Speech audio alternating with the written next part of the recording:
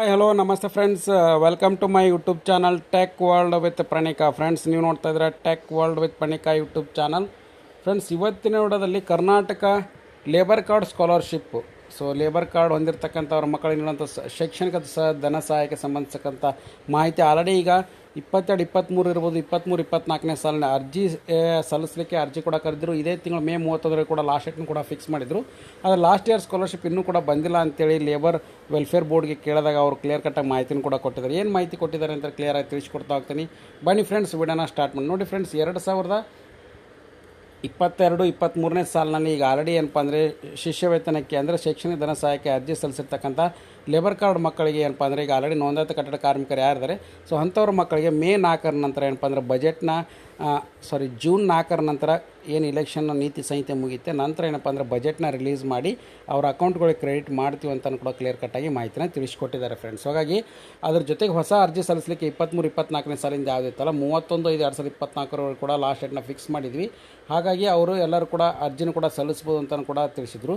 ಅದು ಅರ್ಜಿ ಸಲ್ಲಿಸಲಿಕ್ಕೆ ಕೂಡ ಆಲ್ರೆಡಿ ನಾನು ಸಾಕಷ್ಟು ವೀಡಿಯೋಸ್ ಕೂಡ ಮಾಡಿ ಹಾಕಿದ್ದೀನಿ. ಆ ವೆಬ್ಸೈಟ್ನಲ್ಲಿ ಹೋಗಿ ನೋಂದಾಯಿತ ಕಟ್ಟಡ ಕಾರ್ಮಿಕರು ಯಾರಿದ್ದಾರೆ ಅಂಥವ್ರ ಮಕ್ಕಳು ಮಾತ್ರ ಅರ್ಜಿನ ಸಲ್ಲಿಸಬೇಕಾಗುತ್ತೆ. ಅದನ್ನು ಬಿಟ್ಟು ಬೇರೆ ಯಾರು ಕೂಡ ಅರ್ಜಿ ಸಲ್ಲಿಸಲಿಕ್ಕೆ ಅವಕಾಶಗಳು ಇಲ್ಲ ಅಂತ ಕ್ಲಿಯರ್ ಕಟ್ಟಾಗಿ ಕೂಡ ತಿಳಿಸಿದರು. ಹಾಗೆ ನಿಮಗೆ ಕಾಣ್ತಾ ಅಂತ ಭಾವಿಸ್ತಾ ಇದ್ದೀನಿ.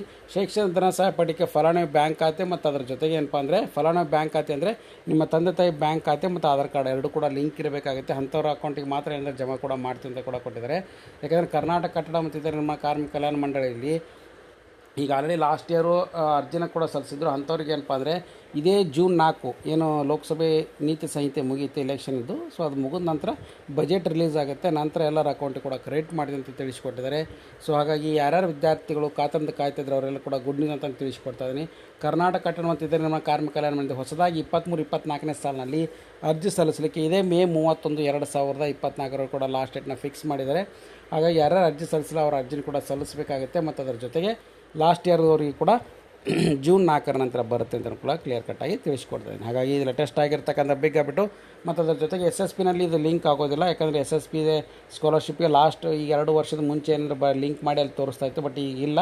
ಸೊ ಇದನ್ನು ಸಪ್ರೇಟಾಗಿ ಅಪ್ಲಿಕೇಶನ್ ಕೂಡ ಅಂದರೆ ಹಾಕಿ ಅಲ್ಲಿ ಅರ್ಜಿನ ಸಲ್ಲಿಸಿದ ನಂತರ ಅವರ ಅಕೌಂಟಿಗೆ ಕೂಡ ಜಮಾ ಮಾಡ್ತಾಯಿದ್ದಾರೆ. ಹಾಗಾಗಿ ಯಾವುದೇ ಕಾರಣ ಕೂಡ SSPನಲ್ಲಿ ತೋರಿಸೋದ್ರ ನಂತರ ಕೂಡ ಕ್ಲಿಯರ್ ಕಟ್ಟಾಗಿ ಮಾಹಿತಿನ ಹೇಳಿದ್ದಾರೆ ಫ್ರೆಂಡ್ಸ್. ಬಟ್ SSP ಐಡಿನ ಲೇಬರ್ ಕಾರ್ಡ್ಗೆ ಲಿಂಕ್ ಮಾಡೋದು ಕಡ್ಡಾಯ ಮಾಡಿದ್ದಾರೆ. ಅಂದರೆ ನೀವು ಏನಂದರೆ SSPನ ಅರ್ಜಿ ಸಲ್ಲಿಸಿದವರು ಕಡ್ಡಾಯವಾಗಿ ಅರ್ಜಿ ಸಲ್ಲಿಸಿದ ನಂತರ ಲೇಬರ್ ಕಾರ್ಡ್ ಸ್ಕಾಲರ್ಶಿಪ್ಗೆ ಕೂಡ ಅರ್ಜಿನ ಸಲ್ಲಿಸಬೇಕಾಗುತ್ತೆ ಫ್ರೆಂಡ್ಸ್. ಯಾಕಂದರೆ ಆ SSP ಐಡಿನ ಅಲ್ಲಿ ನೀವು ಲೇಬರ್ ಕಾರ್ಡ್ ಸ್ಕಾಲರ್ಶಿಪ್ಗೆ ಅರ್ಜಿ ಸಲ್ಲಿಸಬೇಕಾದ್ರೆ ಎಂಟ್ರಿ ಮಾಡಿಸಬೇಕಾಗತ್ತೆ.